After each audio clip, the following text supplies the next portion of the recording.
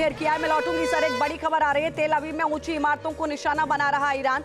Missile हमले में building के 2 टुकड़े हुए हैं। आग के गोले में बदल गई पूरी बिल्डिंग। आप देखिए, जिस मिसाइल शक्ति के दम पर ईरान अमेरिका को आंखें दिखा रहा था, इजराइल को जिन मिसाइलों का डर था, उन्हीं मिसाइलों से अब हमला कर रहा है ईरान। और सबसे नजदीक टारगेट चुके इजराइल है। और इस बात को लेकर पहले भी ईरान ये चेतावनी ईरान दे चुका था इजराइल को कि हमारा टारगेट इजराइल होगा। और इजराइल के तेल अवीव में देखिए, ये जो बिल्डिंग है जिसको टारगेट किया गया है, आप इससे अंदाजा लगा सकते हैं कि कोई बिल्डिंग अगर 2 धड़े में बंटकर गिर रही है तो यहाँ कितना बड़ा नुकसान, जान माल दोनों का नुकसान कितना हुआ होगा, आप इन तस्वीरों को देखकर अंदाजा लगा सकते हैं। ये जो ईरान का आक्रोश है खामेनेई को खोने के बाद, वो और ज्यादा आक्रामक तरीके से हमला करता हुआ ईरान नजर आ रहा है। यानी जो इस तरीके की संभावनाओं को देखा जा रहा था कि क्या खामेनेई के बाद खड़ा हो पाएगा कुछ मिनट या कुछ सेकंड, कुछ दिन के लिए अमेरिका के सामने ईरान, तो ये मैसेज दिया जा रहा है कि खामेनेई जो प्लान पूरा तैयार करके गए हैं उसी के हिसाब से आगे बढ़ा जा रहा है। खामेनेई का मौत का बदला जरूर लिया जाएगा। 2 तस्वीरें इस वक्त हम आपको दिखा रहे हैं। पहली तस्वीर आप देखेंगे, ताबड़तोड़ हमले ईरान लगातार कर रहा है तेल अवीव में। दूसरी तस्वीर को आप ध्यान से देखिए, एक बहुमंजिला इमारत आपको नजर आएगी। उसके ऊपरी हिस्से में मिसाइल जाकर गिरती है, बीच से 2 फाड़ हो जाती है ये पूरी बिल्डिंग, और किस तरीके से ये धराशायी होती हुई नजर आती है।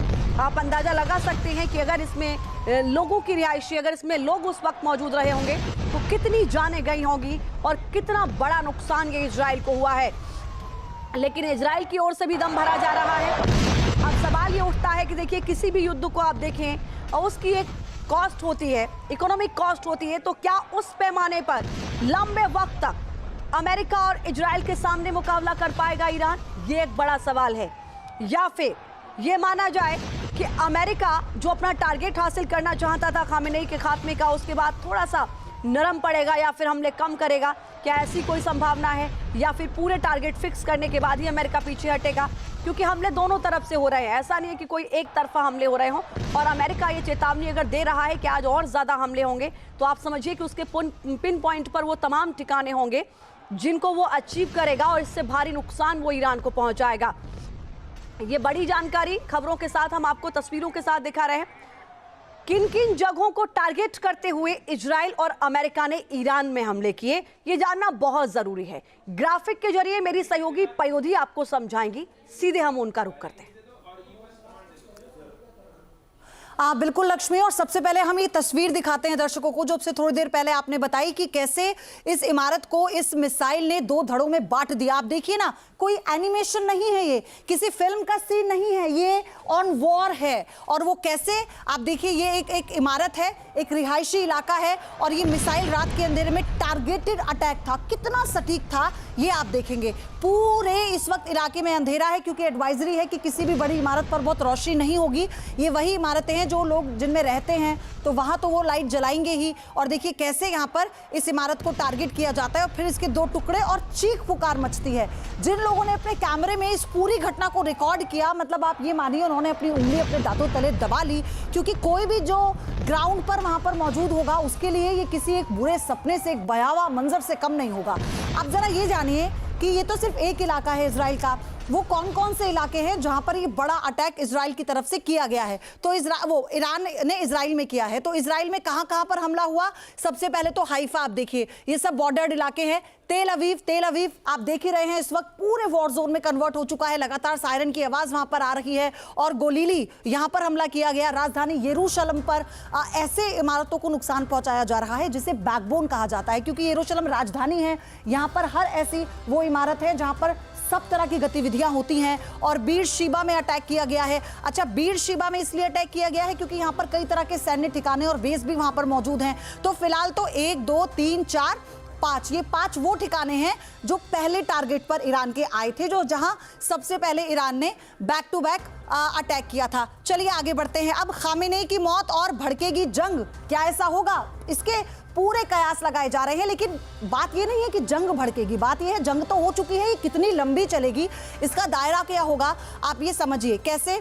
वो बेस सोचिए, मिडिल ईस्ट के वो शहर जहां पर अमेरिकी सैन्य ठिकाने हैं जो ईरान के टारगेट पर हैं, जिसमें क्या है, सीरिया क्या है, स्वेदा, इजराइल, तेल अवीव, ये वो मोस्ट सेंसिटिव जोन्स हैं जहां पर ईरान टारगेटेड अटैक प्लान कर सकता है। और जो जिसमें भी IRGC ने कहा ना कि अभी तो बड़ा अटैक शुरू होगा, तो ये तो मिसाइल ड्रोन अटैक है जो हो रहे हैं इन इलाकों में, लेकिन जो टारगेट करेगा वो ये इलाके होंगे। जॉर्डन में आप देखिए, और ईरान का पलटवार किस पर होगा? सऊदी अरब पर होगा। UAE, अबू धाबी, UAE में अबू धाबी के अलावा आप देखिए ना दुबई में किस तरह से कोहराम मचाया है, कतर की राजधानी दोहा, बहरीन का मनामा, कुवैत की कुवैत सिटी, और इराक का बगदाद की तस्वीर अभी हमने आपको दिखाई थी, जहां पर एक बहुत बड़ी इमारत थी और जब उस पर अटैक होता है तो रास्ते में जब लोग जा रहे थे तो वो रुक जाते हैं, वो थम जाते हैं और वो अल्लाह कहने लगते हैं। तो ये वो इलाके हैं। जॉर्डन का रोल आपने देखा है इजराइल के प्रति, जो उसका समर्थन रहा है।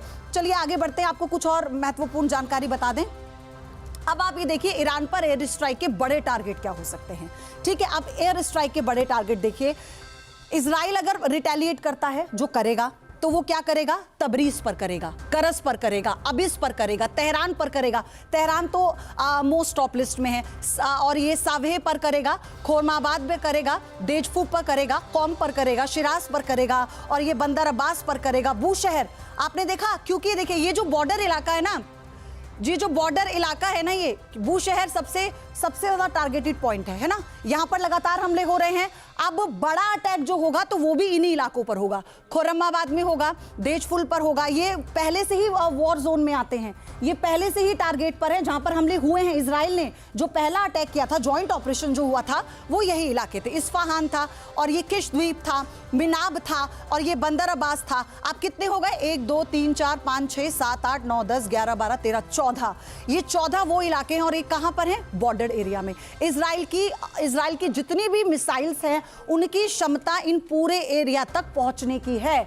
तो जॉइंट ऑपरेशन जो कल तड़के शुरू किया था अमेरिका ने और इजराइल ने, उसमें इन इलाकों को निशाना बनाया था। ये इस वक्त मिसाइलों से थर्रा उठने वाले इलाके हैं, जिन पर आगे भी जब रिटेलिएशन होता है या कोई जॉइंट रिटेलिएशन हम देखेंगे, तो ये वही इलाके होंगे जो पहले से टारगेट पे थे। इसमें राजधानी भी आती है, और इसमें जो अर्थव्यवस्था के लिहाज से बहुत महत्वपूर्ण, आप देखिए ना, करज है, तेहरान तो है ही, कौम है, इसमें देशफुल है। ये वो इलाके हैं जो एक अर्थव्यवस्था की रीढ़ माने जाते हैं किसी भी देश की। चलिए फिर से आपको हम लिए चलते हैं, और अभी जो अपडेट है सारी वो लक्ष्मी बता रही थी। Lakshmi, over to you. बहुत धन्यवाद पयोधी। बड़ी जानकारी जो इस वक्त आ रही है वो अपने दर्शकों को बता दें। ईरान पर हमले की तस्वीरें जारी की गई हैं। यूएस सेंट्रल कमांड ने जारी की है तस्वीर। टॉमहॉक मिसाइल से हमला किया गया, इस बात की जानकारी दी गई है। अब आप टॉमहॉक मिसाइल की ताकत को समझ सकते हैं कि टॉमहॉक मिसाइल का इस्तेमाल करके अगर इस पूरे हमले को अंजाम दिया गया है, जिसमें बड़े टॉप लीडर्स का खात्मा कर दिया जाता है, तो अंदाजा लगाना ये बहुत मुश्किल नहीं है कि अमेरिका की तैयारी कितनी मुकम्मल थी ईरान पर हमले के लिए।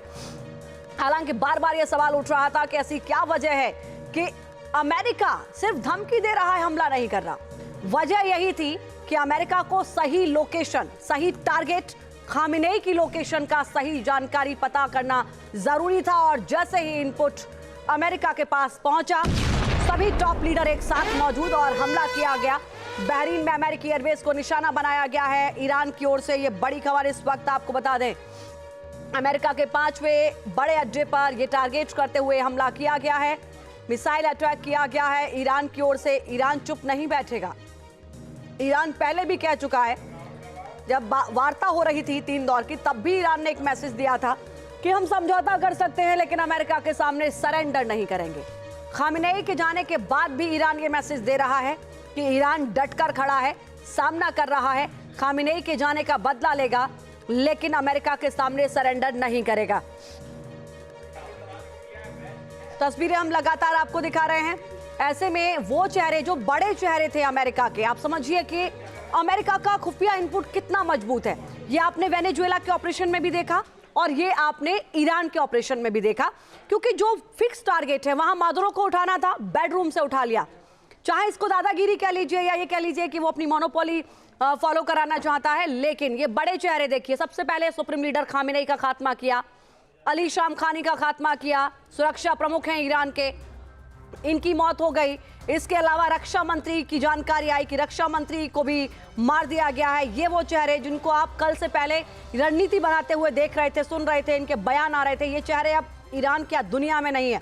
इसके अलावा Mohammad Siraji military bureau chief थे, इनको उड़ा दिया गया। देखिए मैंने क्या कहा कि बड़े चेहरे जो टॉप थे अपने सेक्टर के, मोहम्मद पकपुर IRGC चीफ खत्म कर दिया गया है हमले में। इसके अलावा मोहम्मद IRGC चीफ की तस्वीर आप देख रहे हैं। IRGC जो अभी भी पूरे ऑपरेशन को लीड कर रहा है, उसके चीफ को, उसके टॉप कमांडर को ढेर कर दिया गया है। खबर इतनी पक्की थी अमेरिका के पास, समझिए कि एक नहीं, सिर्फ खामेनेई नहीं, जो पूरी आप कह सकते हैं क्रीमी लेयर जो सुरक्षा घेरा होता है जिन लोगों का, उन चेहरों को एक हमले में खत्म कर दिया है अमेरिका ने। ये साबित कर दिया कि अमेरिका जो कहता है वो करता है। हालांकि हम लगातार कह रहे हैं कि चाहे आप इसको दादागिरी कह लीजिए या कह लीजिए कि अपनी मोनोपोली फॉलो कराना चाहता है, लेकिन अमेरिका ने यहां पर भी ये बता दिया कि हम जो कहते हैं वो करके दिखाते हैं। हमारे पास इनपुट इतने शानदार और इतने कंफर्म होते हैं कि हमारा एक भी हमला खराब नहीं जाता। तस्वीरें हम लगातार आपको दिखा रहे हैं। हालांकि लेट पुष्टि की गई है ईरान में खामेनेई के खात्मे की। बड़ी खबर जो आ रही है वो ये कि खामेनेई की मौत के बाद IRGC का पलटवार सामने आया। IRGC ने ऑपरेशन को लेकर बयान जारी किया। ऑपरेशन 2 प्रॉमिस का चौथा चरण पूरी ताकत के साथ चलाया जा रहा है। US मिलिट्री बेस पर मिसाइल और ड्रोन हमले किए गए। 27 अमेरिकी बेस को निशाना बनाया हमने, IRGC ने जानकारी दी है। इजराइल के तेल नॉफ बेस पर हमने हमला किया है। हरकिया में IDF कमांड पर अटैक किया है। इजरायली सेना के मुख्यालय पर हमने अटैक किया है। तेल अवीव में बड़े डिफेंस इंडस्ट्रियल कॉम्प्लेक्स पर हमने हमला किया है। राहुल डवास हमारे सहयोगी ग्राउंड जीरो से इस वक्त हमारे साथ जुड़ रहे हैं, जो हमें जानकारी देंगे। राहुल, तस्वीरें जो बता रही हैं कि बड़ा नुकसान इजराइल भी झेल रहा है इस हमले में। बहुत कुछ गवा दिया ईरान ने, लेकिन फेस लॉस बहुत बड़ा हुआ है ईरान को। अगर वो हमले नहीं करता है या बदला नहीं लेता है तो भी ये बड़ा फेस लॉस होगा, बड़ी इमेज का फेस लॉस होगा। देखिए, निश्चित तौर से अगर फेस लॉस की बात करें तो कुछ दिनों पहले मेरी IDF के जो टेक्निकल इंटेलिजेंस पे लगे हुए लोग हैं उनसे बात हुई थी। उन्होंने